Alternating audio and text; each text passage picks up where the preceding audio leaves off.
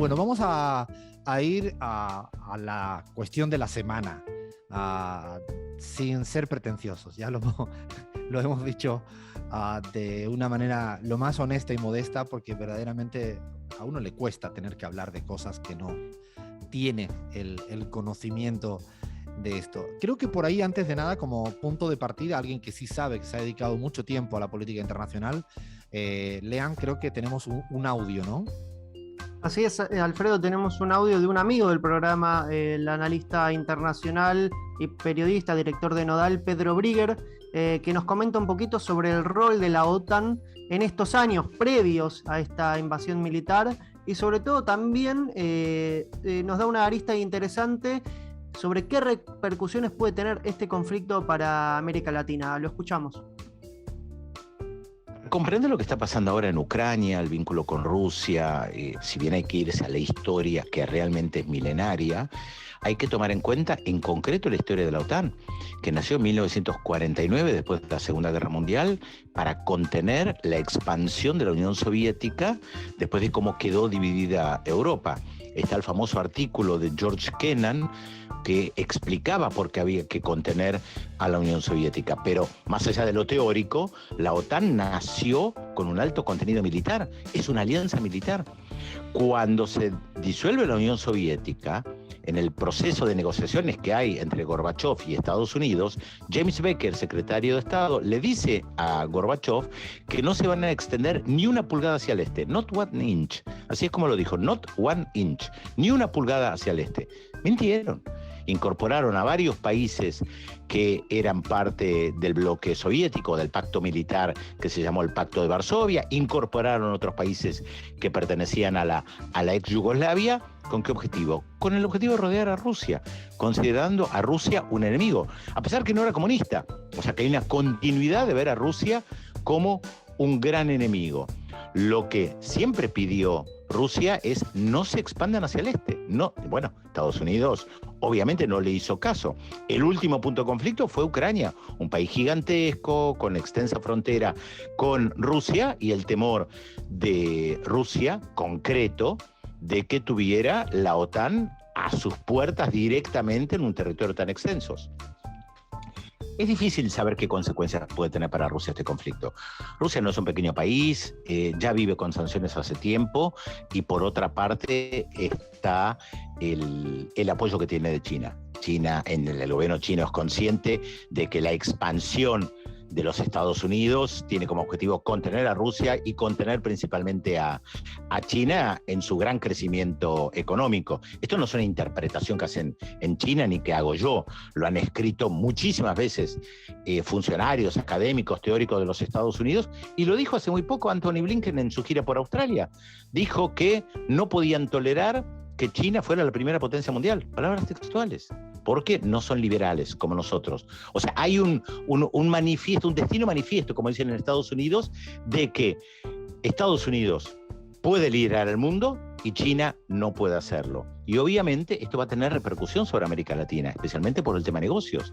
Brasil es un gran importador de fertilizantes, van a aumentar algunos precios de materia prima, así que está claro que a América Latina le conviene que esto termine lo antes posible.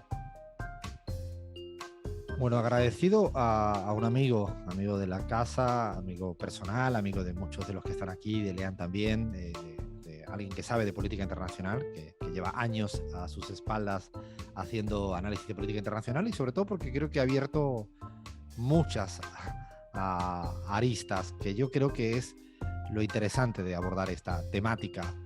Insisto, más allá de la dificultad que podamos tener del conocimiento exhaustivo de lo que ha ocurrido, y te voy a tomar la palabra, Lean, en los últimos 8 años, lo cual nosotros no hemos estado tampoco al tanto de los rifirrafes, de las idas y vueltas al respecto, pero lo que yo, un poco para ir abriendo este ratito de análisis con el equipo, es eso. Lo interesante para mí es evitar caer en la tentación de una única dimensión para abordar una problemática tan compleja como esta. Ahí me niego de partida. Y también me niego a hacer una suerte de ranking de los analistas, de la gente que podemos hablar al aire o que hablamos en privado, una suerte de ranking de a quién nos importa más una muerte que otra. Eso también me niego, porque cuando uno acepta que parece que el que pone más veces al aire una situación de mierda, pareciera que esa persona o ese medio o ese periodista o ese analista tiene, ¿no?, ha comprado para escalar en una suerte de superioridad moral a la hora de decir, ya está. Ya, yo creo que me parece que toda persona de bien, intuyo, sospecho, creo que no voy a acertar, no voy a decir nada nuevo, le duele cualquier fallecimiento, incluso de gente que no conocemos, que ya sea por un bombardeo o por un, no sé, cuando muere de hambre alguien, que no hace falta ser bombardeado. Yo creo que eso, me parece que aquí, y que nadie de los que estamos acá, y yo me atrevo a decir que si hiciéramos una encuesta de verdad a toda la ciudadanía latinoamericana, pero me atrevo a decir que al mundo mundial, quitando 4 locos y 4 locas, pues a nadie tampoco le divierte ni está feliz con los efectos y costes y peajes de una guerra, aunque nos agarre lejísimos. Yo creo que, me parece que ahí, ahora, no digo para evitar tener que caer en la tentación de tener que estar argumentando permanentemente de que no a la guerra, y claro que no a las muertes, y claro que no. O sea, digo, porque sí me ha parecido un poco una suerte de espectacularización exagerada esta semana de intentar mostrar, ante la ausencia de análisis, diagnóstico, mostrar cuanto más tragedia para decir que me duele a mí la tragedia, ¿no? Esto me niego, esto vaya por delante, no creo que sea ahora. Insisto, si ahora le pregunto a Bahía, a Abraham, a Cris, a Lehan, a Gaby, a Flavia, ¿os duele, os jode esto? Y sí, claro, ¿cómo vamos a decir que no? Pero yo creo que toda la gente que nos escucha también va a decir exactamente lo mismo. A partir de ahí, si eso sirve como acuerdo pizarrero, que yo creo que es un sentido común, sí creo que hay un montón de aristas, de múltiples caras a abordar en esta temática. Están las historias, por eso yo hablo con Z y no hablo como Lean, y por eso no me gusta tanto la arepa como a Cris, y por eso, porque hay una cuestión que es la historia, ¿no? Alguito que a veces se nos olvida, que desconocemos. Y bueno, lo mejor es, yo no puede saber 4 cosas, pero digo 4 cosas, muy 4 cosas. Luego está la geografía, que ese es otro aspecto que a mí me llama poderosamente la atención. Cuando yo a la gente le digo que yo nací a 12 kilómetros de África y que yo veo África desde mi casa, la gente dice, ¿pero cómo? Y a veces uno dice, ¿pero tú no sabes dónde queda España? Y la gente pues, no tiene por qué saberlo, no tiene por qué saber que el sur de España queda ahí al ladito. Bueno, pues lo mismo me atrevo a decir que la geografía de la zona del conflicto actual, a mí me costaría, por eso decía de broma y en serio, yo no sé dónde queda bien geográficamente, la verdad que no lo sé, no soy, esto aunque haya ido a Rusia y aunque haya ido a Minsk, no he ido a Ucrania, pero me costaría, creo que poca gente. Esto también creo que hay, y hay algo de otro aspecto que a mí me llama la atención, y ahora ya le lanzo la pelota a los equipos acá en la pizarra, después de lo que ha dicho Pedro Brieger, y es que sí siento desbalanceado. He sentido esta semana mucha voz ucraniana en los medios de comunicación de todo tipo. Es como que se ha puesto una suerte de switch off a lo ruso, ¿no? A la rusa. Evidentemente lo han hecho mucho tiempo atrás, pero ahora se ha acelerado. Por eso decía de broma y en serio que estaba viendo el partido de Nápoles-Barça, yo tranquilito, y prácticamente los contertulios deportivos ya estaban diciendo que había que sacar a los rusos de las competiciones europeas. Bueno, está bien, el COI, creo que el Comité Olímpico Internacional ha pedido que no se ponga ningún tipo de himno ruso y no sé qué más. O sea, pero lo que más me llama la atención es que los medios de comunicación han dado muy poca palabra. Fíjate que es la paradoja. Las pocas cosas que he leído en la Argentina sobre Rusia la tuve que leer, es paradójico la vida. En Clarín, con un artículo del embajador de Rusia en la Argentina. Me llamó poderosamente la atención. Y es cierto que he escuchado muchos ucranianos. No sé si os ha pasado, Abraham en España, a Cris en México, Gaby en Bolivia, aquí a Bahía, Flavia y Lean conmigo en la Argentina. Han habido más voces ucranianas, ¿no? De todo tipo, alrededor de la tragedia, lo cual, insisto, claro que me duele la tragedia, y tanto que me duele, pero no ha habido muchas voces al otro lado de Rusia. Aquí el único que creo que estuvo por allá es Lea, ¿no? Creo. Dime si alguito más que pueda alumbrar alguna cosa a la gente que nos escucha. Insisto, con la modestia que estamos intentando mostrar de que no vamos a dar lecciones al respecto. No, Alfredo, sí, claramente, en primer lugar, como bien vos decías, en los medios de comunicación se escucharon muchas voces de Ucrania, pero por ejemplo no escuché a casi nadie que viva en Donetsk o en Lugansk y que puedan dar cuenta de lo que están viviendo hace 8 años. Como para continuar un poco con la cronología que trazaba bien Pedro en el audio que escuchábamos, una vez... él hablaba de los acuerdos incumplidos por la OTAN con Rusia, de esto de seguir avanzando hacia el este. En 2014 lo que ocurre es que en Ucrania, bueno, como bien en su momento fue noticia, pero hoy por hoy ya quedó medio en el pasado, es una firma de un acuerdo entre Ucrania y la Unión Soviética, y la Unión Europea, me traiciona ahí el inconsciente. Esto es un acto fallido, ¿eh? Claro, exactamente, que implicaba una serie de colaboraciones en el ámbito sobre todo económico y político, no implicaba el ingreso a la Unión Europea, pero esa firma del acuerdo luego fue, digamos, escalando en términos de conflictos y en términos también discursivos y en términos de acciones realmente violentas, militares. También ello dio la emergencia también de grupos nacionalistas muy pero muy violentos ucranianos, lo que desembocó también esa serie de protestas a favor de la incorporación a la Unión Europea, en una especie de golpe blando contra el entonces presidente acusado de prorruso Víktor Yanukovych, que bueno, que tuvo que salir del poder, y ahí se instaló el empresario Poroshenko en un gobierno que era una coalición que iba desde la derecha hacia la extrema derecha, con algunos sectores acusados de reivindicar el nazismo, de reivindicar algunos líderes de Ucrania en el pasado, como Stepan Bandera, que fueron abiertamente colaboracionistas con el nazismo.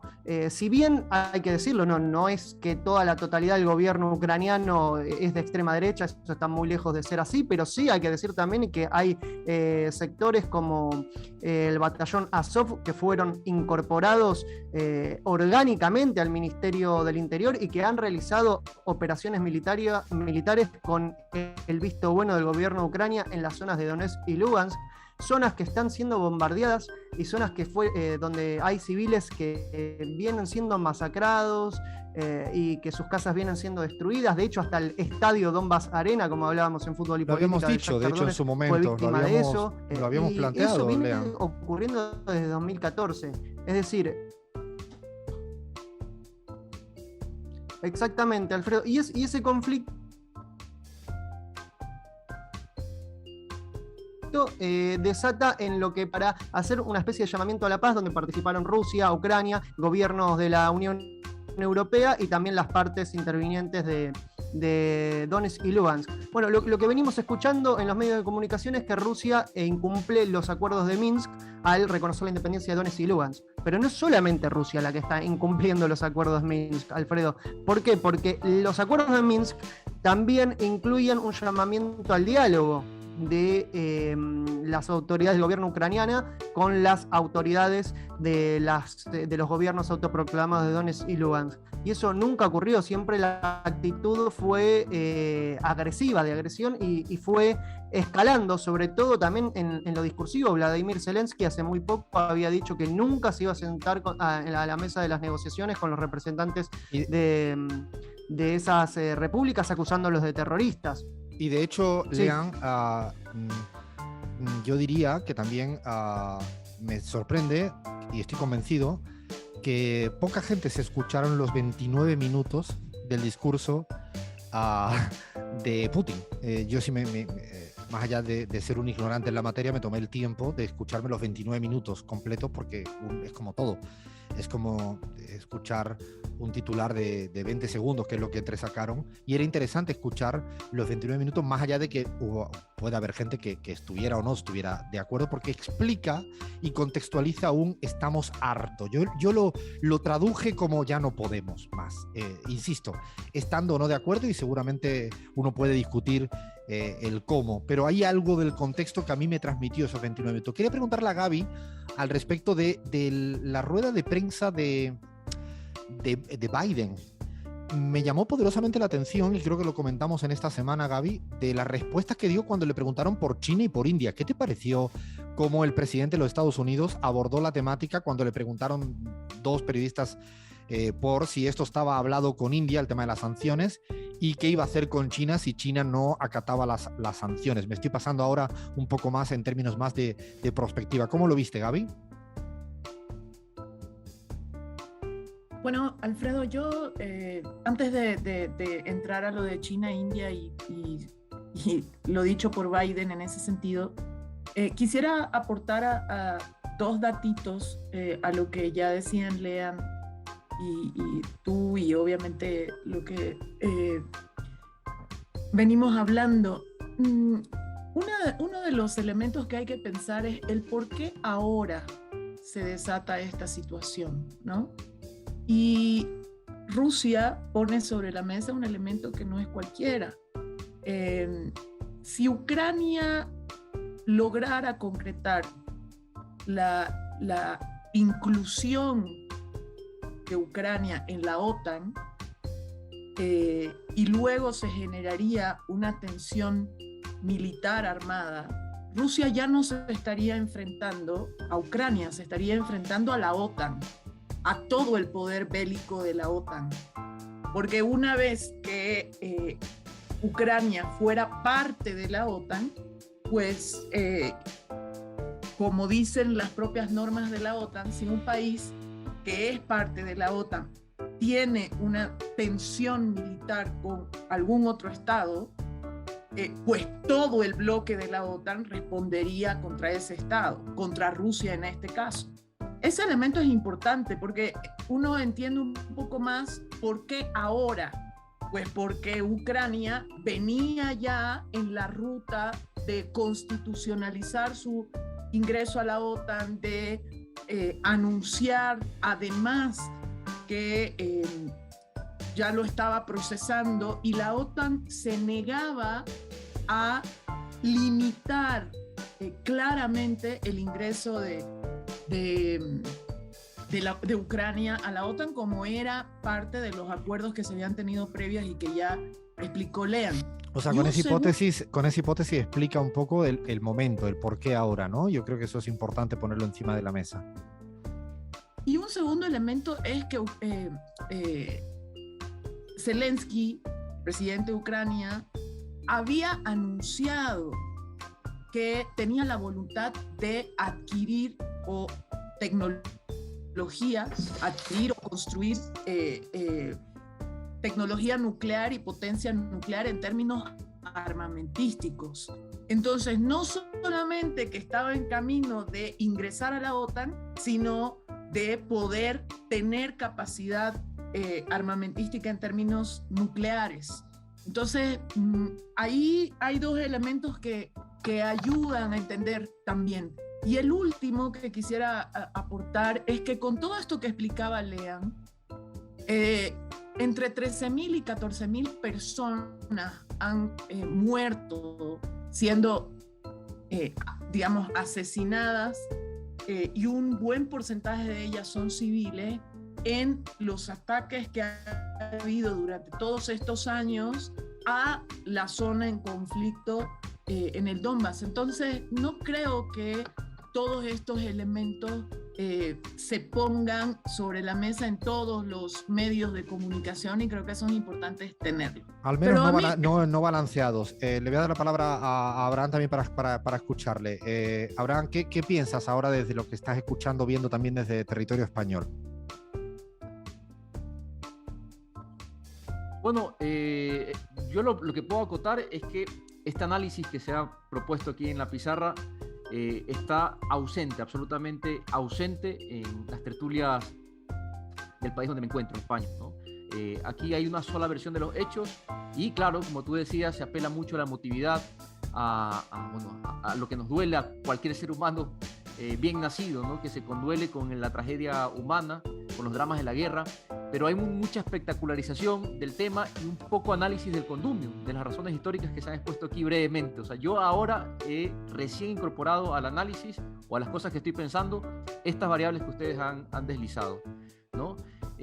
Por supuesto que desde mi punto de vista el imperialismo debe ser combatido provenga de donde provenga, ¿no? No me gusta. Esta es una opinión muy modesta, ¿no? Mía. Hay que considerar otros factores históricos, ¿no? Hay un análisis también que recomiendo encarecidamente de Ina Afinogeneva, no me pidan que lo pronuncie de manera impecable, pero es esta gran periodista rusa que trabaja en la cadena del gobierno. Inclusive expresando también su inconformidad con algunas acciones que se han tomado desde el gobierno ruso, ¿no? Esto para también quienes satanizan a RT como un medio que no ejercita ningún tipo de opinión que se desalinee con no, de hecho, del Kremlin. De hecho, RT yo lo he ido siguiendo permanentemente, como es normal en estos días, y efectivamente me ha parecido infinitamente más equidistante, con voces Totalmente. y vídeos de los efectos de mierda en la población civil ucraniana, porque yo creo que eso es que huelga, insisto, repetirlo y repetirlo, porque creo que estamos todos, eso duele. Bahía quería comentar, creo, al respecto alguito. Sí, cortito, yo ahí coincido con ustedes y la realidad es que, digamos, para sumar también a este debate, que es que parece que hay un interés, digamos, ¿no? De no contar o de no analizar como lo hizo Gaby, explicar el por qué en este momento, cuál fue el proceso, como bien lo dijo Lean, que digamos que sabemos que no somos expertos, pero también pareciera que en algunos medios de comunicación esta sobreinformación permanente, hay detrás una desinformación constante, porque no es que no tienen toda la realidad, sino que no la desean contar de esta manera como para que uno entienda un poco más el contexto. Y en función de lo que decías, Alfredo, de también, ¿no? Esto de que hay como una sola campana, una especie también de estigmatización constante, ¿no? Salieron varias notas en La Nación, en Clarín, este fanatismo por Putin del kirchnerismo, entonces todo el tiempo se agarran de una cuestión política para digamos, estigmatizar y seguir utilizándolo políticamente. Y yo incluso, ya estamos quedándonos sin tiempo, yo diría, Bahía, que hasta en este caso, yo me atrevo a decir que no solo ha sido un tema de los medios llamados hegemónicos conservadores, también en el lado nuestro de los medios han habido, yo diría, grandes tentaciones. No quiero contar conversaciones privadas que he tenido esta semana, pero las he tenido, porque me sorprendía lo desbalanceado, no estoy diciendo que no tuvieran una razón, desbalanceados, insisto, no estoy, creo que tienen derecho a estar balanceado en el análisis para que luego cada quien se haga su idea. Para cerrar, Lean, que estamos sin tiempo, vamos a tanda informativa y ahora retomamos un poquito más de América Latina en nuestra vuelta al mundo latinoamericana, que no quiero dejar de hablar un poquito de ello.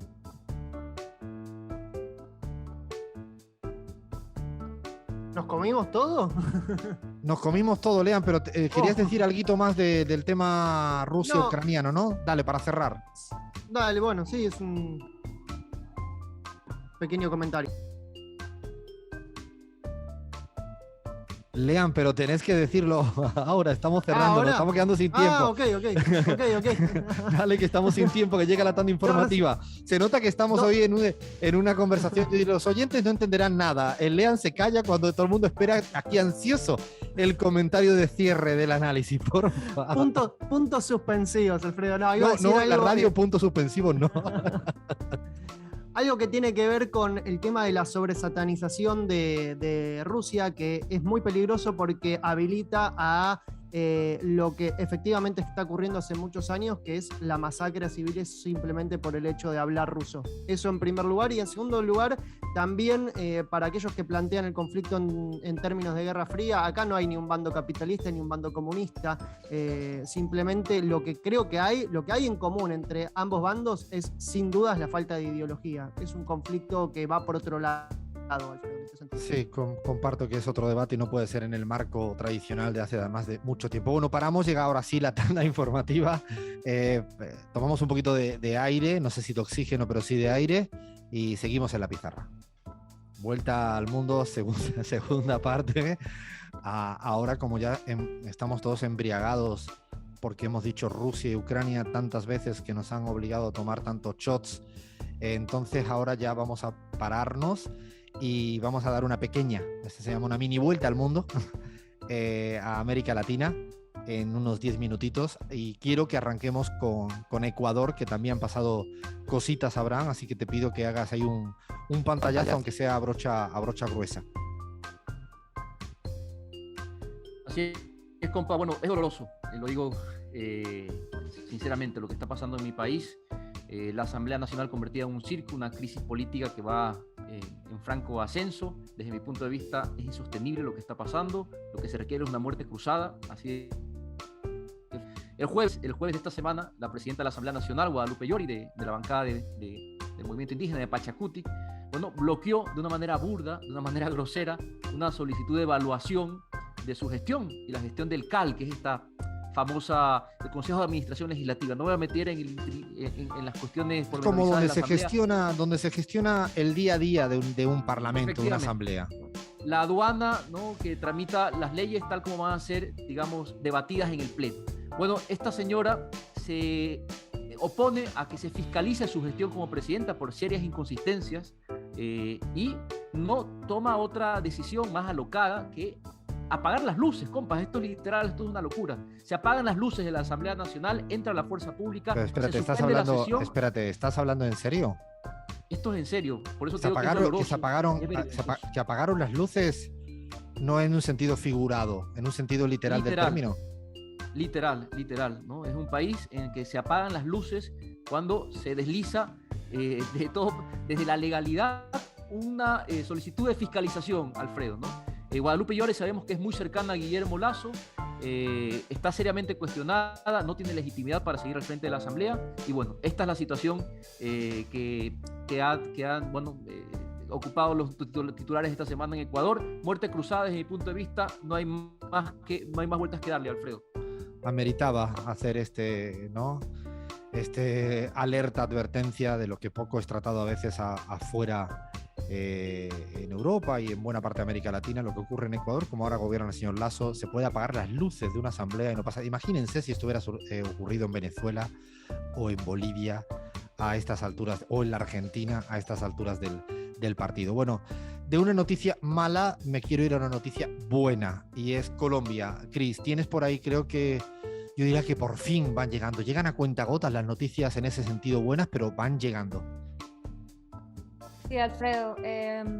A Colombia, bueno, llegó también esta marea verde que ojalá se contagie, por lo menos a Venezuela, que sigue teniendo leyes tan retrógradas en lo que respecta a la autonomía, ¿no? El derecho de las mujeres a decidir sobre sus cuerpos, sobre sus derechos reproductivos, etc. Así que bueno, Colombia ya despenalizó la interrupción del embarazo hasta las 24 semanas de gestación, ¿no? Una decisión que ya tenía como dilatada muchísimos meses, y lo hizo fue la Corte colombiana y no el Congreso, que creo que fueron pensadas, ¿no? De modo de tratar de evitar un proceso muchísimo más dilatado, porque al hacerlo, además que bueno, en el Congreso también hay un sector muchísimo más conservador y que le podía dar el negativo a la despenalización. Por otro lado, hay quienes obviamente, como por ejemplo el presidente de Colombia, quienes rechazan esta despenalización y lo equipararon, por lo menos el presidente de Colombia, Iván Duque, a una práctica anticonceptiva. A este hombre no se le ocurre decir estas barbaridades ya cuando se deje de ser presidente. O sea, me sale el por qué no te callas, pero me evoca feos recuerdos. Gaby, querías creo que apuntalar algo, apostillar algo. Sí, solamente hacer una comparativa, Alfredo. Mientras en Colombia se ha logrado el avance en estas 24 semanas, pero a partir de la semana 24 se sigue aplicando la sentencia constitucional que había del 2006 que habilita para las 3 causales, ¿no? que ya estaban desde el 2006 habilitadas en Colombia.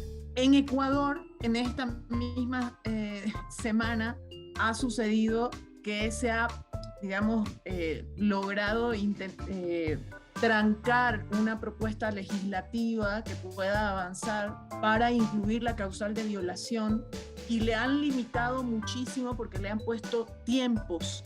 O sea, las mujeres adultas solamente, si han sido violadas, solamente pueden interrumpir legalmente su embarazo hasta la semana 12, y en las niñas, adolescentes y mujeres indígenas hasta la semana 18. Quería hacer esa comparativa. Pero qué barbaridad, ¿no? O sea, qué barbaridad que tengamos que estar a estas alturas del partido de la historia, tener que estar debatiendo sobre incluso una cuestión de tiempo después de una violación, el derecho a la mujer. O sea, es que incluso hasta supera un tema de derecho. Creo que es un tema de ya casi, no sé cómo llamarle, porque verdaderamente es aberrante, ¿no? Es aberrante que la discusión está, incluso con sectores, incluso que se tildan de progresismo, que estén en este lado contrario a la frontera. Y ahí me sumo al pedido que hace Chris, ¿no? A ver cuándo otros países también, como Venezuela, como el Perú, dan sus pasos, porque les necesitamos. Sobre todo lo necesitan las mujeres, ¿no? Y jode que, insisto, vaya tan lento a esta cuentagota, aunque uno no pierde la esperanza cuando van llegando esto en situaciones como Colombia. De Colombia le vamos a dedicar un especial dentro de poco, porque vienen las elecciones legislativas dentro de un par de semanas, y seguramente le vamos a hacer un mapeo de cómo viene la situación política. Bueno, tenemos el caso español, porque para aquel que creyera que las internas es una cuestión solo de la izquierda, por favor que cambie el disco. O sea, ya tiene que cambiarlo, porque siguen pasando cosas. Abraham, ahí cuéntame desde España, ponme acento madrileta, a saber si eres capaz, y cuéntame cómo ha venido la semana. Bueno, Pablo Casado vivió esta semana una semana realmente inolvidable. El miércoles, de hecho, fue la noche más triste de este personaje, seguramente. Los dirigentes autonómicos del Partido Popular se han reunido, los varones, siempre me llama la atención, ¿no? Los varones se han reunido en un cónclave ahí en la sede del Partido Popular para hablar de cómo resuelven esta crisis interna, ¿no? Y han exigido de forma inmediata y de forma unívoca, Alfredo, unánime, que Pablo Casado dimita, ¿no? Al final se logró negociar un poco y se llegó al acuerdo de que se va a mantener en el cargo hasta que se celebre el Congreso Extraordinario del partido, que va a tener lugar entre el 2 y 3 de abril, aunque con la condición de que no se presente a la reelección, o sea, humillación absoluta, ¿no? Este es el tema que ha sido desplazado por el tema Ucrania, ¿no? Pero la crisis en el Partido Popular es real, y al final lo más grave, Alfredo, es que ha desplazado también la crisis del Partido Popular al verdadero hecho, ¿no? que ha motivado todo este relajo, ¿no? Que son los negociados de la presidenta de la Comunidad de Madrid, que dicho sea de paso, el hermano que está involucrado en estos negociados por la venta de mascarillas, creo que nunca mejor dicho, ¿no? Las mascarillas más caras de la historia. Este señor resulta que ha tenido no solo un contrato, Alfredo, son 25 contratos los que ya se cuentan hasta este momento, 25 contratos. Hay quienes dicen que esto es como la aloe vera, ¿no? Mientras más se investiga, más propiedades tiene este señor. Así que nada, es realmente de locos lo que está pasando en España. ¿No? Y además dices bien, ¿no? La corrupción deja de ser lo protagónico para prácticamente quien lleva la dirección del partido, y yo lo dejo ahí como hipótesis. ¿Será que ha llegado el momento de que Vox fagocite, se coma a la derecha tradicional? ¿Será que llegó el momento? ¿Será que le dieron el ok, le dieron el visto bueno ciertos poderes fácticos? ¿Ya? ¿Ahora? Como Bolsonaro, cuando se lo dieron. Tardaron, pero al final se le va dando a la ultraderecha. Hay una suerte de normalización de la ultraderecha, y lo dejo ahí porque pareciera que las últimas encuestas publicadas en España se empieza ya por primera vez Vox a estar por encima, lo cual tampoco es tan descabellado porque los resultados electorales recientes van estando ahí. Tenemos un último caso, un último país que queríamos tratar, y es Perú. Un expresidente en el banquillo de los acusados. Esto no es noticia en Perú, ¿o sí? A ver, Chris, cuéntame un poquito del caso peruano con la situación de Ollanta Humala, que parece que ha sido la noticia. Esta semana por fin no ha sido noticia Pedro Castillo. Debe estar el hombre ese feliz esta semana. Bueno, Alfredo, sí, inició el juicio, ¿no? A Ollanta Humala y a su esposa Nadine Heredia, quienes son acusados en un proceso que involucra a otras 11 personas. ¿No? Los sientan en el banquillo de los acusados por presuntos delitos de corrupción en esa trama poco conocida, de la constructora brasileña Odebrecht, que pareciera que ya no figura tanto en los medios de comunicación. Es importante porque, bueno, es el primer juicio que se comienza en Perú por estas prácticas corruptas relacionadas con Odebrecht, y entre los testigos, curiosamente, que van a ser llamados a declarar, entran expresidentes como Kuczynski, Pedro Pablo Kuczynski, y también Alejandro Toledo, quienes tienen pues asuntos pendientes con la justicia por tratos con sus compañeros. O sea, se han llevado la trama Odebrecht, se ha llevado a 3 expresidentes por medio. Bueno, lo de Perú ya lo hablamos la semana pasada. De nuevo le damos la gracia al presidente peruano por el rato que nos dio de charla. Tuvo mucha repercusión mediática. Me llamó la atención que lo más importante para ciertos medios que dijo que era del Barça, que más o menos lo dijo, tampoco fue para tanto, ¿no? Pero eso, la noticia es la noticia, y los medios lo sacaron como la gran revelación del presidente peruano. Bueno, paramos hasta acá la mini vuelta a América Latina, porque tenemos por delante tanto material que no sé cómo lo vamos a contar, pero algo haremos. Seguimos en la pizarra.